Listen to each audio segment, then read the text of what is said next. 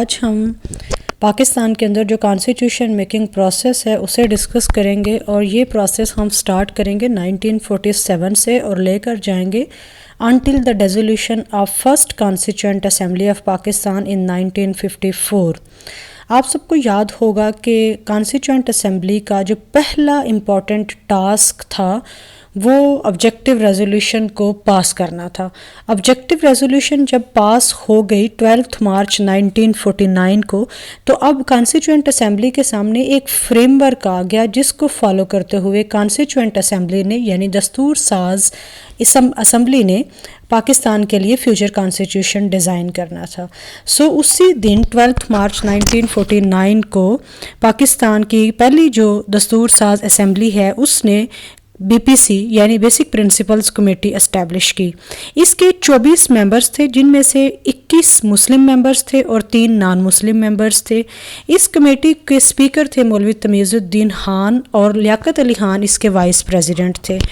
BPC کا primary task کیا تھا کہ وہ بیسک پرنسپلز طے کرے جن کے مطابق پاکستان کا فیوچر کانسٹیٹیوشن ڈیزائن کیا جائے گا، اور خاص طور پر جو separation of division of power کا ایشو ہے between central government and provincial governments, اس کے بارے میں اپنی جو فیڈ بیک ہے، جو ریکمنڈیشنز ہیں وہ دے گی۔ بیسک پرنسپلز کمیٹی جب بنا دی گئی تو بیسک پرنسپلز کمیٹی میں جیسے بھی میں نے آپ کو بتایا کہ اس کے اسپیکر تھے مولوی تمیز الدین۔ مولوی تمیز الدین جو ہیں یہ اس لیے بھی بہت فیمس ہیں، اگر آپ کو یہ بات یاد ہو کہ جب یہ اسمبلی ڈیزالو ہو گئی تھی یعنی 1949 میں اس اسمبلی کو بنایا گیا، اس کمیٹی کو بنایا گیا، اور جب یہ کمیٹی ڈیزالو ہو گئی 1954 میں، اس وقت کے گورنر جنرل نے اس کو ڈیزالو کر دیا۔ تو گورنر جنرل کے اس ایکٹ کو، غلام محمد کے اس ایکٹ کو چیلنج کرنے کے لیے مولوی تمیز الدین خان اس وقت کی جو سندھ کورٹ تھی، سندھ کی جو ہائی کورٹ تھی، وہاں پر چلے گئے، اور سندھ کی جو ہائی کورٹ تھی انہوں نے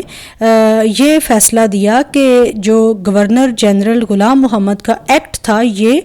ٹھیک نہیں تھا، یہ غلط تھا، اور گورنر جنرل غلام محمد کے پاس اس بات کی پاور نہیں تھی کہ وہ کانسٹیٹیوئنٹ اسمبلی کو ڈیزالو کرے۔ ان شارٹ آپ یہ کہہ سکتے ہیں کہ یہ جو ڈیسیشن تھا یہ مولوی تمیز الدین کے حق میں آیا، لیکن بعد میں یہ جو سندھ ہائی کورٹ کا ڈیسیشن تھا اسے گورنمنٹ آف پاکستان نے چیلنج کر دیا اس وقت کی فیڈرل کورٹ کے اندر، اور فیڈرل کورٹ نے گورنر جنرل کے اس ایکٹ کو رائٹ ڈکلیئر کر دیا ڈاکٹرن آف نیسیسٹی کو یوز کرتے ہوئے۔ لیکن اس کیس کی وجہ سے جو مولوی تمیز الدین خان کی پرسنالٹی یا ان کا جو وہ فیمس ہوئے ہیں، اور آج تک ہم اپنی کتابوں کے اندر اور جب بھی ہم کانسٹیٹیوشنل ڈیولپمنٹ پیریڈ کو ڈسکس کرتے ہیں تو اس میں ان کو ڈسکس کیا جاتا ہے، اس لیے میں نے آپ کو ان بریف مولوی تمیز الدین خان کے بارے میں ایکسپلین کیا ہے۔ جیسے ابھی ہم نے بات کی کہ جو BPC ہے وہ 12 مارچ 1949 کو اسٹیبلش ہو گئی، اور اس کے 24 ممبرز تھے۔ BPC نے اپنے کام کی ڈویژن کرنے کے لیے فردر سب کمیٹیز بنا دی۔ اس میں سے ایک سب کمیٹی یہ تھی جس کا کام تھا کہ وہ فیڈرل اور پروونشل کانسٹیٹیوشن اور جو ڈسٹریبیوشن آف پاور ہے between the different levels of the government, اس کے بارے میں اپنی ریکمنڈیشن سبمٹ کرے گی۔ دوسری کمیٹی کا کام یہ تھا کہ وہ فرنچائز کے اوپر یعنی رائٹ ٹو ووٹ کے اوپر کون الیکشن کانٹیسٹ کر سکتا ہے، اس کی ایلیجیبلٹی کوالیفیکیشنز کیا ہونی چاہیے، کیا کرائٹیریا ہونا چاہیے۔ تیسری کمیٹی کا کام تھا کہ وہ جوڈیشل سٹرکچر کے بارے میں اپنی ریکمنڈیشنز دے گی، جوڈیشری کے بارے میں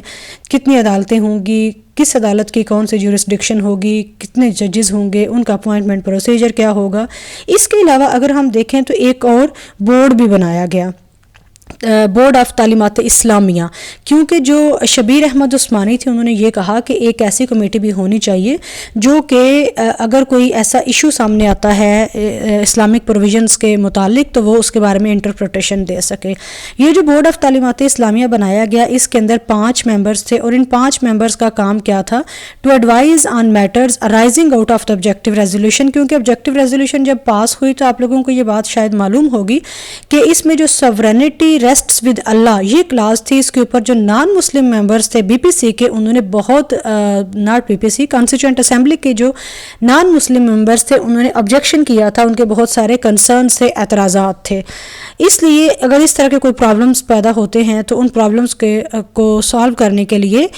ایک بورڈ اسٹیبلش کیا گیا، بورڈ آف تعلیمات اسلامیہ۔ BPC کا جیسے ہم نے بات کی کہ اس کا ٹاسک یہ تھا کہ اس نے فیوچر کانسٹیٹیوشن کے لیے اپنی ریکمنڈیشنز دینی ہیں، اور BPC نے اپنے اس ٹاسک کو افیکٹولی پرفارم کرنے کے لیے کمیٹیز بنا دی، 3 کمیٹیز بنا دی گئیں، ایک بورڈ آف تعلیمات اسلامیہ بنا دیا گیا۔ 28 سپٹمبر 1950 کو BPC نے انٹرم رپورٹ کانسٹیٹیوئنٹ اسمبلی کے اندر پیش کر دی۔ اب یہ جو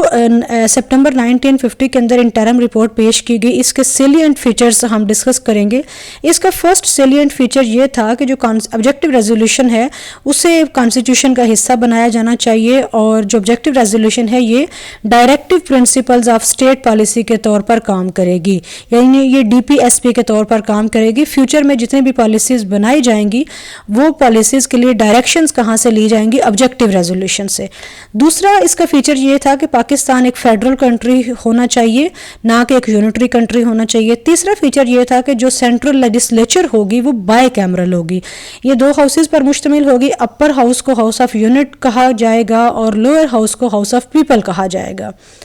چوتھا جو پوائنٹ تھا وہ یہ تھا کہ اپر ہاؤس کے جو ریپریزنٹیٹیوز ہیں وہ کہاں سے آئیں گے؟ وہ آئیں گے پروونشل لیجسلیچرز کے ممبرز کے ذریعے سے، اور جو لوور ہاؤس ہے وہ پبلک اس کو ڈائریکٹلی الیکٹ کر کے بھیجے گی، یعنی اپر ہاؤس جو ہاؤس آف یونٹ ہے اس کے ممبرز کا الیکشن جو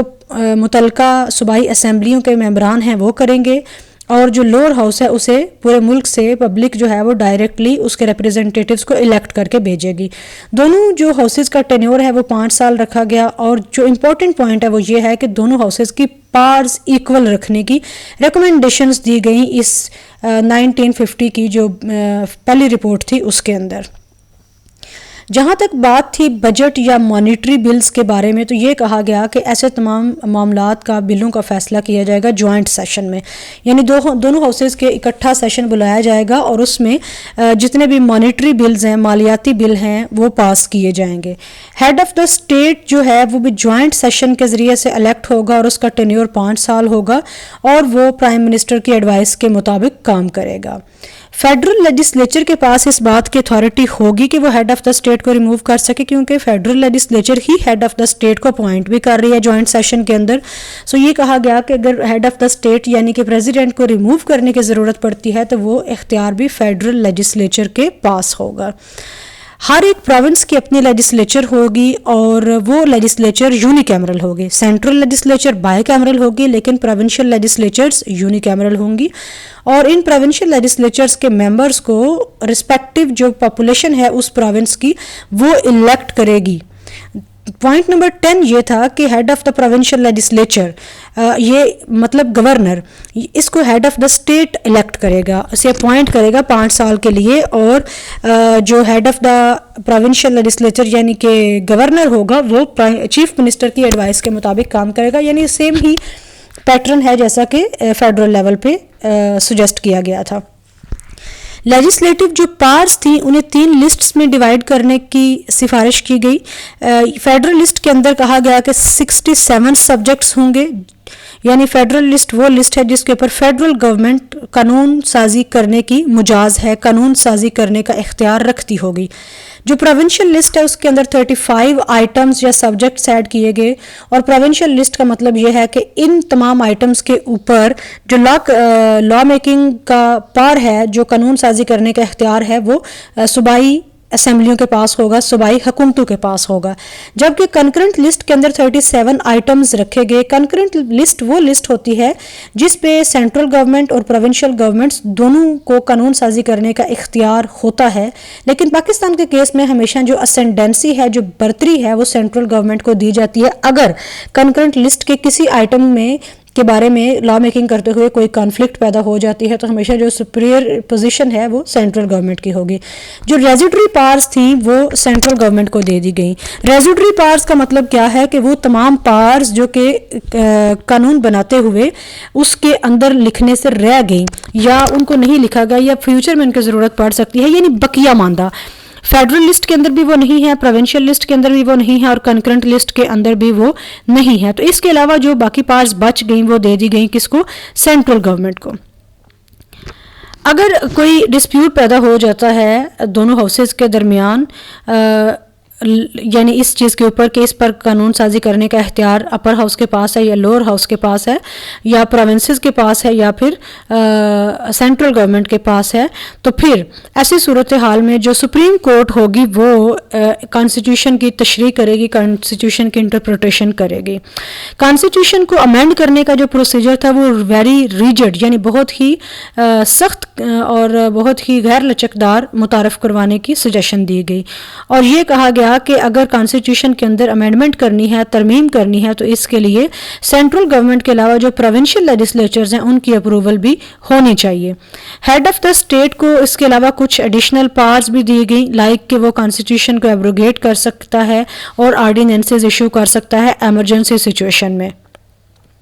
اس کے علاوہ یہ کہا گیا کہ جو اردو ہے وہ پاکستان کی نیشنل لینگویج ہونی چاہیے، اور جو جوڈیشل سٹرکچر ہے اس میں جو ٹاپ موسٹ کورٹ ہے وہ سپریم کورٹ ہوگی، اور سپریم کورٹ کے اندر ایک چیف جسٹس ہوگا اور کم سے کم 2 ججز یا زیادہ سے زیادہ 6 ججز ہونے چاہیے، اور جو ہائی کورٹس ہیں وہ تمام پروونسز کے اندر اسٹیبلش کی جائیں گی۔ اس کے علاوہ یہ کہا گیا کہ ایک بورڈ آف علماء بھی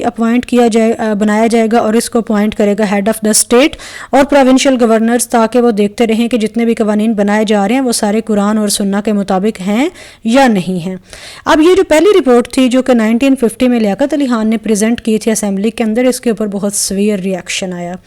یہ سویئر ریاکشن زیادہ تر کہاں سے آیا؟ یہ آیا ایسٹ پاکستان سے۔ ایسٹ پاکستان کے اندر سے سویئر ریاکشن آنے کی وجہ سے جو کام اس وقت ہو رہا تھا، جو کنسیڈریشنز کو ڈسکس کیا جا رہا تھا، وہ ساری کی ساری پوسٹ پون کر دی گئیں، اور ریاکشن آنے کی بنیادی وجہ کیا تھی؟ بیسیکلی ریاکشن آنے کی ایک وجہ تو یہ تھی کہ ایسٹ پاکستان اور جو ویسٹ پاکستان ہے دونوں کے اندر پاپولیشن اور ٹیریٹری کا بہت فرق تھا۔ ایسٹ پاکستان ایک بڑا پروونس تھا ان ٹرمز آف پاپولیشن، جبکہ ویسٹ پاکستانی جو پروونسز تھے یا ویسٹ پاکستان والا جو زون اور پارٹ تھا وہ ان ٹرمز آف ٹیریٹری بڑا تھا۔ تو جو پرنسپل یعنی دونوں چیمبرز کو ایکول پاورز دے کے یہ کہا گیا کہ آپ نے ایسٹ پاکستانیوں کا یہ پوائنٹ آف ویو تھا کہ اس طریقے سے آپ نے ہماری میجارٹی کو مائنورٹی میں کنورٹ کر دیا ہے۔ اس کے علاوہ ایک اور ایشو بھی تھا جس کی وجہ سے ایسٹ پاکستان سے سویئر کرٹیسزم آیا اس رپورٹ کے اندر، وہ یہ تھا کہ جو میجارٹی کی لینگویج ہے اسے اسٹیٹ لینگویج کے طور پر انکلیوڈ نہیں کیا گیا، اور اردو کو اسٹیٹ لینگویج کے طور پر، نیشنل لینگویج کے طور پر انکلیوڈ کیا گیا ہے، اور جو بنگالی ہے اس کا آئین میں کہیں پر کوئی ذکر ہی نہیں کیا گیا۔ یعنی یہ جو ڈسٹریبیوشن آف پاور تھی اور ریکگنیشن آف لینگویجز تھی، یہ بیسیکلی 2 بڑے پوائنٹ آف کنسرنس تھے فار ایسٹ پاکستانی پولیٹیشنز۔ اب اس کا رزلٹ کیا ہوا؟ یہ جب ریاکشن آیا تو اس کا نتیجہ کیا نکلا؟ اس کے نتیجہ یہ نکلا کہ جو رپورٹ کی کنسیڈریشنز تھی ان کو پوسٹ پون کر دیا گیا، انہیں ملتوی کر دیا گیا، اور نئی سجیشنز کے لیے دعوت دی گئی، اور نئی سجیشنز اب صرف کانسٹیٹیوئنٹ ممبرز کی نہیں لی گئی بلکہ یہ کہا گیا کہ پبلک اوپینین بھی اس پر آنی چاہیے۔ پبلک کے جو کومنٹس ہیں اور جو سجیشنز ہیں انہیں اب ہمیں لینا ہے، انہیں کنسیڈر کرنا ہے، انہیں انکارپوریٹ کرنا ہے۔ لیکن اس سارے پیریڈ میں ایک اور بہت امپورٹنٹ انسیڈنٹ ہو جاتا ہے، اور وہ کیا ہوتا ہے کہ آپ کو پتہ ہے کہ اکتوبر 1951 میں لیاقت علی خان کا اسیسینیشن ہو جاتا ہے، ان کا قتل ہو جاتا ہے، وہ ان کی ڈیتھ ہو جاتی ہے۔ تو لیاقت علی خان کی اسیسینیشن کی وجہ کے بعد جو غلام محمد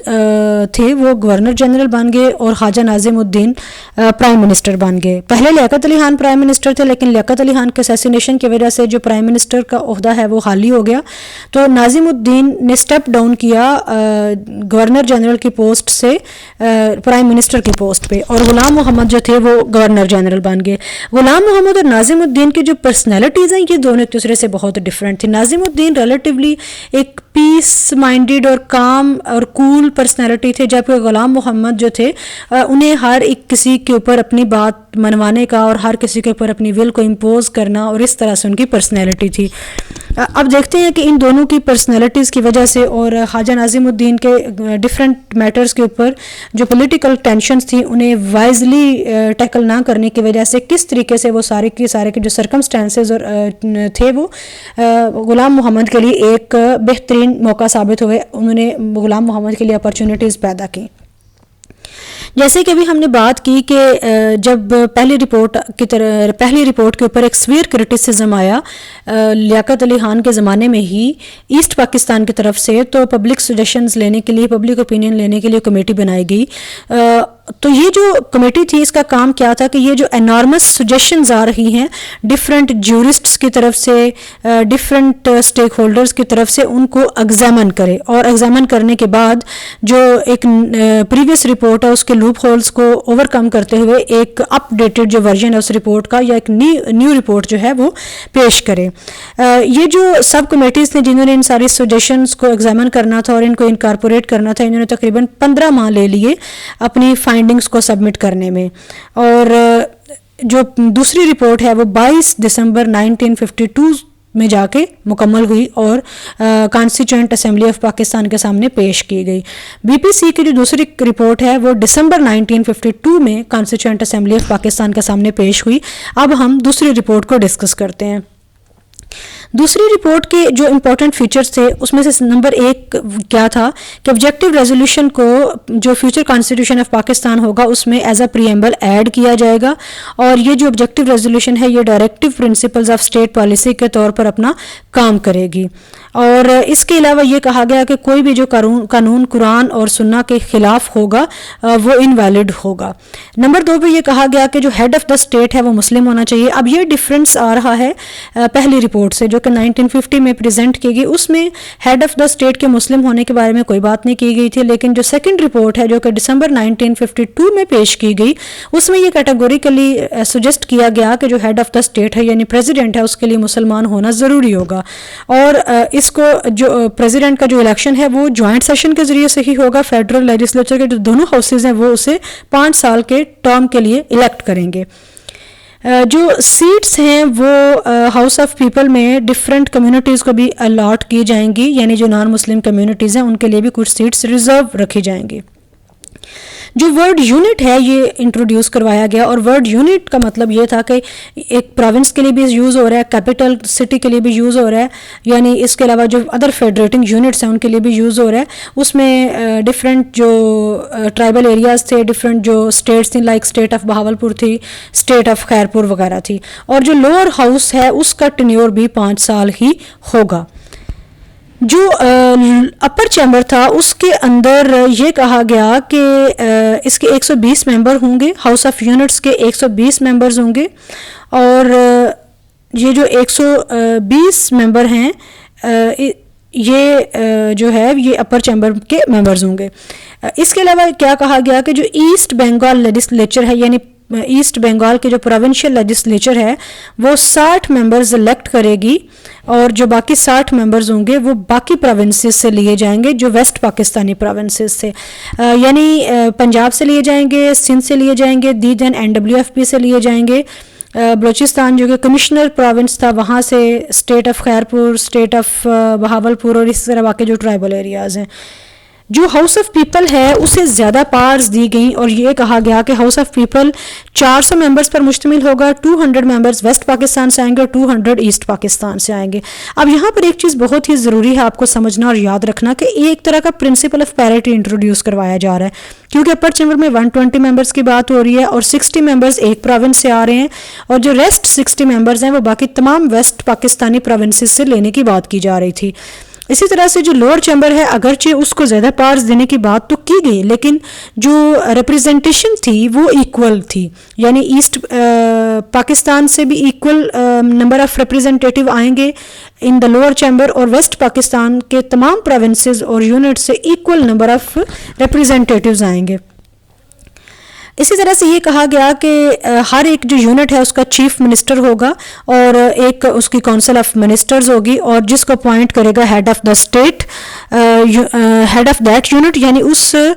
پروونس کا یا اس ٹرائبل ایریا کا یا اس اسٹیٹ پرنسلی اسٹیٹ کا جو ہیڈ ہوگا وہ انہیں اپوائنٹ کرے گا. اور جو کونسل آف منسٹر ہے یا فیڈرل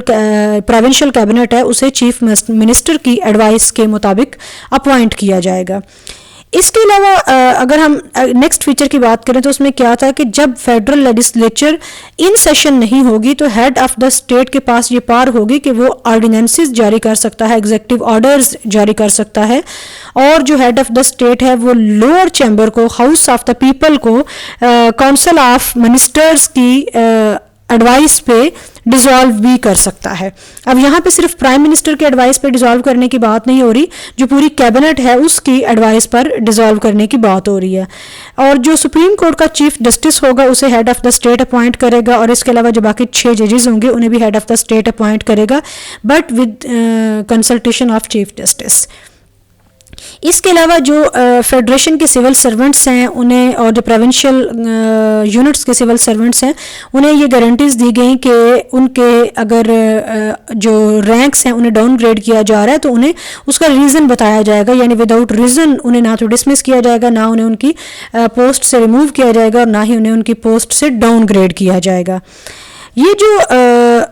بی پی سی کی دوسری رپورٹ تھی 1950 والی, اس نے بھی کوئی زیادہ اگر ہم کہیں کہ فیوریبل اسے بھی رسپانس ملا تو اس کا بھی کوئی زیادہ فیوریبل رسپانس نہیں ملا, لیکن اس دفعہ جو کرٹیسزم تھی وہ ایسٹ پاکستان کی بجائے زیادہ ویسٹ پاکستان سے, اور ویسٹ پاکستان سے بھی جو پنجاب پروونس ہے اس کی طرف سے زیادہ کرٹیسزم آیا. کیوں زیادہ کرٹیسزم آیا؟ کیونکہ اس میں ایک تو جو پرنسپل آف پیرٹی کی بات کی جا رہی ہے, تو پرنسپل آف پیرٹی کی وجہ سے جو ایسٹ بنگال کے پالیٹیشنز تھے انہوں نے یہ کہا کہ جو میجر پارٹ ہے کنٹری کا, جو وہ پارٹ جس میں کنٹری کی میجارٹی پاپولیشن رہتی ہے اسے مائنورٹی میں کنورٹ کیا جا رہا ہے, یعنی ایکول نمبر میں کر کے. اور اسی طرح سے جو ویسٹ پاکستانی پالیٹیشنز تھے ان کا کلیم یہ تھا کہ جو کنٹری کا ایک بڑا حصہ ہے ویسٹ پاکستان, چونکہ ٹرمز آف ٹیریٹری یہ بڑا تھا, اس کی ٹیریٹری کو کی سگنیفیکینس کو ختم کیا جا رہا ہے. دوسرا یہ کہا گیا کہ جو ہاؤس آف پیپل ہے اگرچہ اس کے پاس پارز تو ہیں, لیکن ہاؤس آف پیپل میں دونوں ونگز کی یا دونوں زونز کو ایکول نمبر آف ریپرزنٹیشن یا ایکول ریپرزنٹیشن دے کے تو لوور ہاؤس کو بھی ایک ویک ہاؤس بنا دیا گیا ہے. اور پھر اس بات کی کوئی یعنی پروویژن موجود نہیں تھی کہ اگر دونوں ہاؤسز کسی کانفلکٹ کو ریزالو کرنے میں فیل ہو جاتے ہیں تو پھر کیا ہوگا, پھر ایسی صورتحال میں وہ کانفلکٹ کیسے ریزالو ہوگی. اب یہ جو دوسری رپورٹ تھی یہ بھی چونکہ کوئی سگنیفیکنٹ فیوریبل جو رسپانس ہے وہ حاصل نہیں کر سکی, تو پھر ہم دیکھتے ہیں کہ نیکسٹ کیا ہوا. نیکسٹ یہ جو پیریڈ ہے 1952 کا, کیونکہ دسمبر 1952 میں یہ پیش کی گئی, تو 1953 کے پیریڈ میں انٹرنل جو لا اینڈ آرڈر سچویشن تھی وہ بھی کافی خراب تھی. لاہور کے اندر جو قادیانی ایشو پیدا ہوا, اور قادیانی ایشو کی وجہ سے جو غلام محمد تھے انہوں نے خواجہ ناظم الدین کی گورنمنٹ کو ڈسمس کر دیا, کیونکہ انہوں نے کہا کہ آپ کے ہوتے ہوئے اس طرح کے حالات پیدا ہوئے ہیں, اٹ مینس کہ you are unable to deal with these political tensions. اور انہوں نے کیا کام کیا کہ محمد علی بوگرا کو نیا prime minister of Pakistan appoint کر دیا. محمد علی بوگرا نے 1953 کے اندر ایک تیسری رپورٹ پیش کی, اور تیسری رپورٹ کو محمد علی بوگرا فارمولا بھی کہتے ہیں, یا تیسری report of constituent assembly of Pakistan بھی کہا جاتا ہے. بیسیکلی تو یہ ساری رپورٹس آ رہی ہیں بی پی سی کی طرف سے, بی پی سی یہ رپورٹس دیتی ہے اور اس کے بعد انہیں کانسٹیٹیوئنٹ اسمبلی آف پاکستان کے اندر ڈسکس کیا جاتا تھا. اس رپورٹ میں یہ کہا گیا کہ جو اپر ہاؤس ہے وہ 50 ممبرز پر مشتمل ہوگا, اور ہر ایک جو یونٹ ہے اس کو ایکول ریپرزنٹیشن دی جائے گی اپر چیمبر میں, یعنی 10 ممبرز ایسٹ بنگال سے آئیں گے, 10 پنجاب سے آئیں گے, 10 دیدھ اینڈ NWFP فرنٹیئر اسٹیٹس اور ٹرائبل ایریا سے آئیں گے, 10 ممبر سندھ اینڈ ہیرپور سے آئیں گے, اور باقی جو 10 ممبر ہیں وہ Balochistan province, Balochistan states union, Bahawalpur اور کراچی سے آئیں گے. یہاں پر یاد رکھیے کہ ابھی جو اس وقت پاکستان کے اندر بلوچستان کے سپیلنگ ہے وہ BALOCHISTAN ہے after the enactment of 18th constitutional amendment. BALU جو سپیلنگ ہے اب یہ سپیلنگز ایکسیپٹیبل نہیں ہیں, آپ نے کسی بھی انٹرویو میں یا کسی بھی ٹیسٹ کے اندر اب ان سپیلنگز کو یوز نہیں کرنا. لیکن میں جس پیریڈ کو ڈسکس کر رہی ہوں اس پیریڈ کے پرسپیکٹیو میں میں نے BALU لکھا ہے. لوور ہاؤس کی بات کی جائے تو اس میں یہ کہا گیا کہ یہ 300 ممبرز پر مشتمل ہوگا اور یہ پاپولیشن بیسس پہ ریپریزنٹیشن اس میں دی جائے گی. اب اس میں جو ایسٹ بنگال تھا اس کی میجورٹی زیادہ تھی تو اس کو 165 سیٹس دینے کی بات کی گئی. پنجاب کو 75 دی. دین NWFP فرنٹیئر اسٹیٹس اور ٹرائبل ایریاز کو 24, سندھ اینڈ ہیرپور کو 19, Baluchistan states union Bahawalpur and Karachi ان کو 17 اور ٹوٹل اس طرح سے 300 سیٹس پوری ہو جائیں گی. اپر چیمبر میں ایکول ریپریزنٹیشن دینے کی بات کی گئی اور لوور چیمبر میں جو پرنسپل آف پاپولر ووٹ ہے اس کو مد نظر رکھا گیا. پاپولیشن کے بیس پہ ریپریزنٹیشن دینے کی بات کی گئی اور یہ ہم تھرڈ رپورٹ کو ڈسکس کر رہے ہیں جو کہ 1953 میں سامنے آئی اور اس کا پریزنٹر محمد علی بوگرا تھا. اگر بات کی جائے دونوں ہاؤسز کی پاورز کی تو یہ کہا گیا کہ اپر اور لوور ہاؤس دونوں کے پاس ایکول پاورز ہوں گی اور vote of confidence, no confidence یا ہیڈ آف دا اسٹیٹ کے الیکشن کے لیے یعنی ہیڈ آف دا اسٹیٹ کا الیکشن اسی صورت میں پاس ہو سکتا ہے جب دونوں ہاؤسز کی میجورٹی اس کے اوپر ووٹ دے دے. لیکن میجورٹی کے اندر ایک کلاس یہ ایڈ کر دی گئی کہ جو ممبر ووٹ دے رہے ہیں ان میں سے ایٹ لیسٹ 30% ہر ایک زون سے ہونے چاہیے. یعنی ایسٹ پاکستان کے 165 ممبرز تھے لوور ہاؤس میں تو ان میں سے ایٹ لیسٹ جو 30 ممبرز ہیں, ناٹ 30 ممبرز بلکہ 30% یعنی 30% آف 165 وہ ہونا چاہیے ایسٹ پاکستان سے, تو تب وہ جو ووٹ ہے وہ ویلڈ کنسیڈر ہوگا. اور اگر ڈفرینس آف اوپینین پیدا ہوتا ہے دونوں ہاؤسز کے درمیان کسی بھی معاملے کے اوپر تو پھر ایک جوائنٹ سیشن کال کیا جائے گا اور یہ جو جوائنٹ سیشن ہے اس میں بھی میجورٹی ووٹ کی بنیاد پر فیصلہ ہوگا لیکن 30% of the members present and voting from each zone وہ ہونا ضروری ہے. اور اگر یہ جو میئر ہے اسے کیری نہیں کیا جاتا یا جوائنٹ سیشن اس میٹر کو ریزالو کرنے میں فیل ہو جاتا ہے تو پھر جو ہیڈ آف دا اسٹیٹ ہے وہ دونوں ہاؤسز کو ڈیزالو کر سکتا ہے اور فریش الیکشنز بلا سکتا ہے. لیکن ایسا کرتے ہوئے اسے جو پرائم منسٹر ہے اس کی ایڈوائس کے مطابق ہی کام کرنا ہوگا. یہ بھی یاد رکھیے کہ یہ بھی کہا گیا کہ جو ہیڈ آف دا اسٹیٹ ہے وہ ایک زون سے ہوگا اور جو ہیڈ آف دا گورنمنٹ ہے وہ دوسرے زون سے ہوگا تاکہ دونوں زونز کو سم ہو ان کے جو ایسپائریشنز ہیں انہیں فیسیلیٹیٹ کیا جا سکے. جو ریئیکشن آیا بوگرا فارمولا کے اوپر وہ ریلیٹیولی فیوریبل تھا کیونکہ یہ جو رپورٹ تھی اس نے سم ہو جو پریویس رپورٹس دونوں کے 50 والی میں جو پیش کی گئی اور 52 میں جو پیش کی گئی ان کے جو لوپ ہولز انہیں کسی حد تک کم کیا تھا. اس کے اوپر جو جنرل ڈسکشن ہے وہ فوراً سے شروع ہو گئی 7 اکتوبر 1953 میں اور یہ جو ڈسکشن ہے یہ 26 اکتوبر تک جاری رہی اور کلاس بائی کلاس جو تھرڈ رپورٹ ہے اس کو ایگزامن کیا گیا اور یہ جو ایگزامینیشن ہے یہ 21 سپٹمبر 1954 تک چلتی رہی. اب جو کانسٹیٹیوئنٹ اسمبلی آف پاکستان تھی اس نے اس سارے کام کو سپیڈ اپ کرنے کے لیے اور جو تیسری رپورٹ تھی جس کے اوپر فیوریبل ریئیکشن آیا تھا اس کی ڈرافٹنگ کے لیے بھی ایک ڈرافٹنگ کمیٹی اپوائنٹ کر دی 14 نومبر 1953 کو اور یہ کہا کہ ساتھ ساتھ ڈسکشنز بھی ہوتی رہیں گی جو بوگرا فارمولا ہے یا تیسری رپورٹ ہے اس کی کلاس بائی کلاس کی اور اس کے ساتھ ساتھ جو ڈرافٹنگ کمیٹی ہے وہ بھی اپنا کام شروع کر دے گی. تو جو ڈرافٹنگ کمیٹی تھی یہ 7 ممبرز پر مشتمل تھی اور اسے ہیڈ کر رہے تھے سردار عبدالرب نشتر اور اس کے ممبرز میں فضل الرحمان تھے, دتا تھے, عبدالستار پیرزادہ تھے, بروہی چودھری محمد علی اور اس کے علاوہ سردار عامر اعظم خان اس کے ممبرز تھے. اس کمیٹی سے یہ کہا گیا کہ آپ نے جو ڈرافٹ کانسٹیٹیوشن ہے وہ 1 جنوری 1955 کو جمع کروا دینا ہے.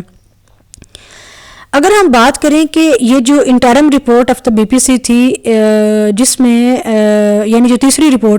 رپورٹ کا جو اوریجنل ڈرافٹ تھا اگرچہ اس کے اندر صرف اردو کو نیشنل لینگویج کے لیے سجیسٹ کیا گیا اور اس میں بنگالی لینگویج کا اسٹیٹ لینگویج ڈکلیئر کرنے کے بارے میں کوئی ذکر نہیں تھا, لیکن جو رپورٹ فائنل ہوئی اس رپورٹ کے اندر اردو اور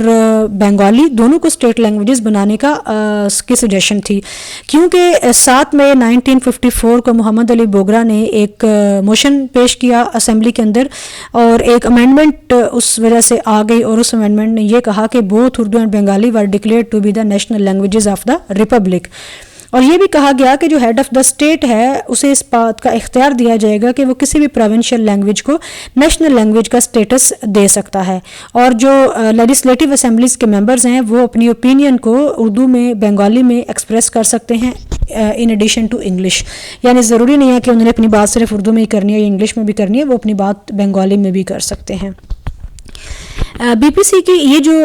رپورٹ تھی اس کے اوپر جو ڈسکشنز ہیں یہ 21 دسمبر 1954 کو ختم ہو گئیں، اور کانسٹیچوئنٹ اسمبلی آف پاکستان نے فارملی اس کو اپروو کر دیا 29 ووٹس سے. یعنی 29 ووٹس جو ہیں انہوں نے اس کو اپروو کر دیا، اور 11 ووٹ جو تھے وہ اس کو اپوز کر رہے تھے، لیکن چونکہ میجورٹی 29 ووٹس کی تھی تو اس لیے یہ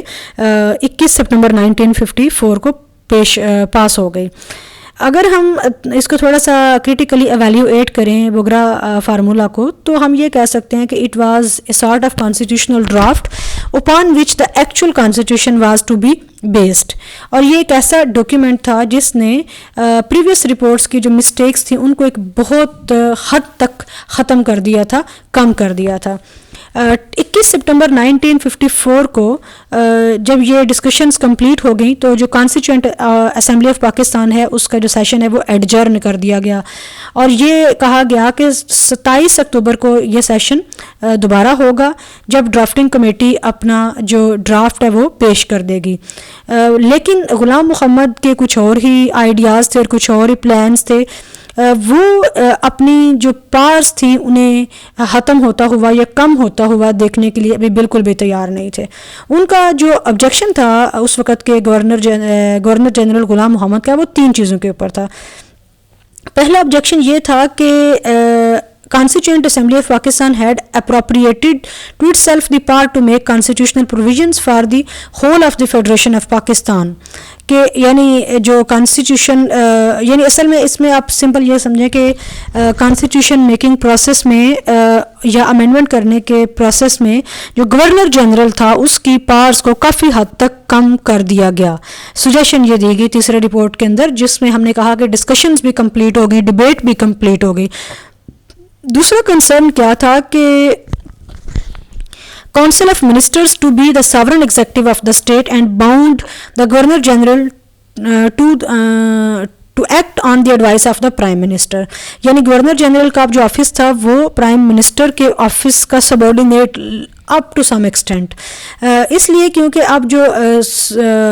کونسل آف منسٹرز تھی وہ ایک ساورن ایگزیکٹو کے طور پر کام کرے گی، اور وہ پرائم منسٹر کے ایڈوائس کے ساتھ کام کر رہی ہے، اور پرائم منسٹر جو گورنر جنرل ہوگا اسے کوئی بھی اس طرح کا ایکٹ کرنا ہے، ایون کہ اگر اسے ہاؤسز کو ڈیزالو کرنا ہے تو وہ بھی اسے جو پرائم منسٹر ہے اس کی ایڈوائس لینی پڑے گی. تیسرا جو جس کے اوپر اسے زیادہ ایشو تھا وہ یہ تھا کہ جو public and representative offices disqualification act of 1949 تھا اسے اس فیوچر کانسٹیٹیوشن نے ریپیل کر دیا، منسوخ کر دیا، اور یہ کہا کہ تمام جو کیسز شروع کیے گئے تھے وہ سارے کے سارے ڈراپ کر دیے جائیں گے. اب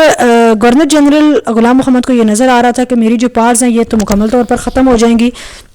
اور دوسرا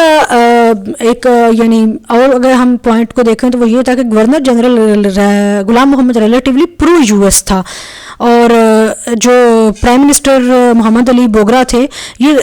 کیونکہ تھرڈ جو رپورٹ ہے یہ پرائم منسٹر محمد علی بوگرا نے ہی دی نا، اور آپ کو یاد ہے کہ میں نے بھی آپ کو بتایا کہ خواجہ ناظم الدین کو ڈسمس کر کے تو محمد علی بوگرا کو انسٹال کیا تھا غلام محمد نے. تو یہ دونوں ایک دوسرے کے ساتھ بڑے ہی کوآپریٹو وے میں چل رہے تھے، اور مشن یہ تھا کہ پاکستان کو جو ویسٹرن کیمپ ہے اس کو جوائن کر لے، اور جو رشیا ہے یا اس وقت کا جو سوویت یونین تھا اس کے ساتھ اس کی بجائے یعنی پریفرنس کیا تھی یو ایس بلاک کو جوائن کرنے کی، کیونکہ یہ جو ہم پیریڈ ڈسکس کر رہے ہیں یہ سارا کولڈ وار کا پیریڈ ہے. ایسٹ بنگال کے اندر جو اسپائریشنس تھیں وہ ریلیٹیولی ڈفرینٹ تھیں، کیونکہ وہاں پر جو تھی نا وہ اینٹی یو ایس موومنٹ زیادہ پاپولر تھی، اور وہ یو ایس کیمپ کو جوائن کرنے کے بجائے سوویت یونین کیمپ کو جوائن کرنے میں زیادہ انٹرسٹڈ تھے. سو جو ممبرس تھے کانسٹیچوئنٹ اسمبلی آف پاکستان کے، انہوں نے یہ جو کوششیں کر رہے تھے غلام محمد اور محمد علی بوگرا ان کو اوپنلی کرٹیسائز کرنا شروع کر دیا. اور 22 سپٹمبر کو ایک سٹیٹمنٹ ایشو کی فضل الرحمان نے، جو کہ فیڈرل منسٹر تھے اس وقت کے، فارمل فیڈرل منسٹر تھے. انہوں نے یہ کہا کہ پاکستان یو ایس جو کوآپریشن ہے یہ پاکستان کے پولیٹیکل اور اکنامک انٹرسٹ کو جیپرڈائز کر لے گا اور آہستہ آہستہ پاکستان امریکہ کی ایک کالونی بن کے رہ جائے گا. ان کے انیشیٹو پہ اسمبلی نے یہ فیصلہ کیا کہ وہ سوویت یونین کی طرف اپنا ایک ٹریڈ ڈیلیگیشن بھیجیں گے، اور اس ٹریڈ ڈیلیگیشن کے وہاں پر جانے سے جو سوویت یونین اور پاکستان ہیں دونوں ملکوں کے ایک دوسرے کے قریب آئیں گے اور ان کے درمیان جو تعلقات ہیں وہ بہتر ہو جائیں گے. اس کے علاوہ جیسے ابھی ہم نے بات کی کہ جو کانسٹیٹیوئنٹ اسمبلی تھی وہ بھی گورنر جنرل کی بار بار کی جو مداخلت تھی کانسٹیٹیوئنٹ اسمبلی کے میٹرز میں اس سے بھی زیادہ خوش نہیں تھی. اور دوسری طرف جو گورنر جنرل غلام محمد تھے وہ بھی خوش نہیں تھے. ان کے ناخوش ہونے کی 3 میں نے وجوہات بھی آپ کو ایکسپلین کر دی. تو ان تمام ریزنز کی وجہ سے کیا ہوا کہ گورنر جنرل غلام محمد نے ایک نیا پلان بنا لیا، اور وہ پلان کیا تھا کہ کانسٹیٹیوئنٹ اسمبلی کو ہی ڈیزالو کر دیا جائے. جب غلام محمد اپنے NWFP کے آفیشیل ٹور پر تھے تو کانسٹیٹیوئنٹ اسمبلی آف پاکستان نے کانسٹیٹیوشن کو امینڈ کیا، اور جو گورنر جنرل کی ڈسکریشنری پاورز تھیں جس کو استعمال کرتے ہوئے انہوں نے خواجہ ناظم الدین کی گورنمنٹ کو ڈسمس کیا تھا وہ بھی ختم کر دیں. یعنی فیوچر کانسٹیٹیوشن کے اندر یہ جو پرائم منسٹر کو ڈسمس کرنے کی پار پہلے یوز کر چکے تھے غلام محمد، اس کو بھی ختم کر دیا. غلام محمد جلدی سے اپنا ٹور انہوں نے ختم کیا اور فوراً سے کیپٹل پہنچے. اس وقت کراچی کیپٹل تھا، اور جو ہی وہ واپس آئے تو ہی first of all tried to win over important politicians including Ayub Khuhro, Mumtaz Daultana, Fazl ul Haq and doctor Khan صاحب. اور اس کے بعد انہوں نے ایوب خان کو بھی کانفیڈنس میں لیا. اور کیونکہ ایوب خان اس وقت آپ کو پتا ہے کہ وہ ملٹری جو ہماری فورسز تھیں ان کے چیف تھے، ملٹری چیف تھے. جب انہیں اس بات کا یقین ہو گیا کہ یہ تمام جو فضل الحق، ممتاز دولتانہ، ایوب کھوڑو، ڈاکٹر خان صاحب اور ایوب خان جو ہیں یہ اب ان کی بیک پہ ہیں اور یہ اب ان کو سپورٹ کریں گے، تو انہوں نے کیا کام کیا 24 اکتوبر کو کانسٹیٹیوئنٹ اسمبلی آف پاکستان کو ڈیزالو کر دیا. اور وجہ کیا بتائی کہ یہ جو اسمبلی ہے it had last the confidence of the people of Pakistan, اور یہ جو اسمبلی ہے یہ پاکستان کے لوگوں کو آئین دینے میں ناکام ہو چکی ہے. لیکن اس وقت تک آپ نے ابھی تک یہ چیز انالائز کر لی ہوگی کہ جو تیسرا ڈرافٹ تھا وہ مکمل ہو چکا تھا، اس کے اوپر ڈیبیٹس اور ڈسکشنز بھی کمپلیٹ ہو چکی تھی، اور جو ڈرافٹنگ کمیٹی تھی اس نے اپنا کام شروع کر دیا تھا، اور ڈرافٹنگ کمیٹی نے اپنا کام مکمل کر کے جو ہے وہ دے دینا تھا، اور اس کے بعد اس کے اوپر گورنر جنرل کے سائن ہو جانے تھے، اور ان کے سائن کے بعد پاکستان کے پاس نیا کانسٹیٹیوشن آ جانا تھا. لیکن پاکستان کا نیا کانسٹیٹیوشن آنے سے پہلے ہی جو گورنر جنرل غلام محمد تھے انہوں نے اس کو ڈیزالو کر دیا. اس کو ڈیزالو کرنے کے بعد جو مولوی تمیز الدین تھے وہ چلے گئے سندھ کورٹ میں، کیونکہ جو president of the dissolved constituent assembly تھے انہوں نے اس بات کو بالکل بھی ایکسیپٹ ہی نہیں کیا، اور انہوں نے کہا کہ ہم جو ہے وہ جو 28 اکتوبر کو اسمبلی کا سیشن اسکیجول ہے، یعنی اسکیجولڈ سیشن ہے، وہ ہم کنٹینیو کریں گے، وہ سیشن ہم کریں گے 28 اکتوبر کو. لیکن جب وہ اسمبلی میں داخل ہونے کے لیے گئے تو خواجہ مولوی تمیز الدین کو اسمبلی ہال میں داخل ہی نہیں ہونے دیا. تو پھر انہوں نے کیا کام کیا، 7 نومبر کو انہوں نے سندھ چیف کورٹ کے اندر اپنی جو اپیل ہے وہ فائل کر دی against the action of the governor general. کون سے ایکشن آف گورنر جنرل کے خلاف؟ اسمبلی کو ڈیزالو کرنے کے ایکشن کے اگینسٹ. 9 فروری 1955 کو سندھ چیف کورٹ کے فل بینچ نے اپنی ورڈکٹ دی، اپنا حکم نامہ دیا، اور وہ حکم نامہ کیا تھا؟ وہ مولوی تمیز الدین کے فیور میں تھا، اور یہ کہا کہ جو گورنر جنرل ہے اس کے پاس کانسٹیٹیوئنٹ اسمبلی آف پاکستان کو ڈیزالو کرنے کے اختیارات نہیں تھے. اس ورڈکٹ کے آنے کے بعد مولوی تمیز الدین نے کانسٹیٹیوئنٹ اسمبلی آف پاکستان کی 7 مارچ کو ایک میٹنگ بلائی، اور جو بوگرا تھے اس وقت کے پرائم منسٹر، جب انہوں نے غلام محمد کے ساتھ یہ ساری باتیں کنسلٹ کی، کیونکہ غلام محمد اس وقت پاکستان میں نہیں تھے، وہ پیرس میں تھے اپنے کسی میڈیکل ٹریٹمنٹ کے لیے، تو ان سے ڈسکشن کرنے کے بعد، ان سے صلاح مشورہ کرنے کے بعد انہوں نے جو سندھ کورٹ کا ڈیسیشن تھا اسے فیڈرل کورٹ کے اندر چیلنج کر دیا. اور جو فیڈرل کورٹ کے چیف چیف جسٹس تھے اس وقت کے جسٹس محمد منیر, انہوں نے گورنمنٹ کو یقین دلایا, شور کیا کہ جو ڈیسیشن ہے وہ ویسا ہی ہوگا جیسا آپ لوگ چاہتے ہیں, اور جو سندھ کورٹ کی ججمنٹ ہے اسے ریورٹ کر دیا جائے گا. ایگزیکٹلی ایسا ہی ہوا. ڈاکٹرن آف نیسیسٹی کو استعمال کرتے ہوئے جو سندھ کورٹ کا ڈیسیشن تھا اسے ریورٹ کر دیا گیا. لیکن مزے کی بات یہ ہے کہ جب یہ ڈیسیشن ریورٹ ہوا تو اس کے اندر یہ کویسچن ڈسکس نہیں کیا گیا کہ کیا جو کانسٹیٹیوئنٹ اسمبلی آف پاکستان ہے یہ اس کو لیگلی ڈیزالو کیا گیا یا انلیگلی ڈیزالو کیا گیا, بلکہ انہوں نے سندھ کورٹ کا فیصلہ اس بات کے اوپر ریجیکٹ کیا کہ جس ریٹ کو استعمال کرتے ہوئے سندھ ہائی کورٹ نے فیصلہ دیا ہے اس کی ٹیکنیکل گراؤنڈز نہیں ہے, کیونکہ جو سیکشن 233A ہے جس کے مطابق سندھ کورٹ نے مولوی تمیز الدین کی فیور میں ریٹ ایشو کی تھی, that was not a law yet. کیونکہ اسے ابھی گورنر جنرل کی ایسنٹ حاصل نہیں ہوئی تھی. جو یہ 5 ججز کا بینچ تھا اس میں سے جو جسٹس کارنیلیس تھے ان کا پوائنٹ آف ویو سے ٹوٹلی ڈفرینٹ تھا, اور انہوں نے یہ کہا کہ جو ڈیسیشن ہے سندھ چیف کورٹ کا اسے ہی برقرار رکھا جانا چاہیے. لیکن ان کی جو ڈس ایگریمنٹ تھا وہ کسی نے بھی نہیں سنا, اور اگر ان کے ڈس ایگریمنٹ کا سن لیا جاتا تو شاید پاکستان کی ہسٹری آج سے ڈفرینٹ ہوتی. تو ہم نے یہ پورا ڈسکس کیا کہ 1947 سے لے کے 1954 کے درمیان جو بی پی سی ہے اس نے کتنی رپورٹس دیں اور تینوں رپورٹس کے میجر فیچرز کیا تھے اور تینوں رپورٹس کے اوپر کرٹیسزم کیا تھا. نیکسٹ ویڈیو کے اندر ہم 1954 جب سیکنڈ کانسٹیٹیوئنٹ اسمبلی بنی اور 1956 جب پاکستان کا پہلا آئین آ گیا تو ہم 1954 سے لے کے 1956 تک کا جو پیریڈ ہے اس کو کور کریں گے. Take very good care of yourself. اللہ حافظ.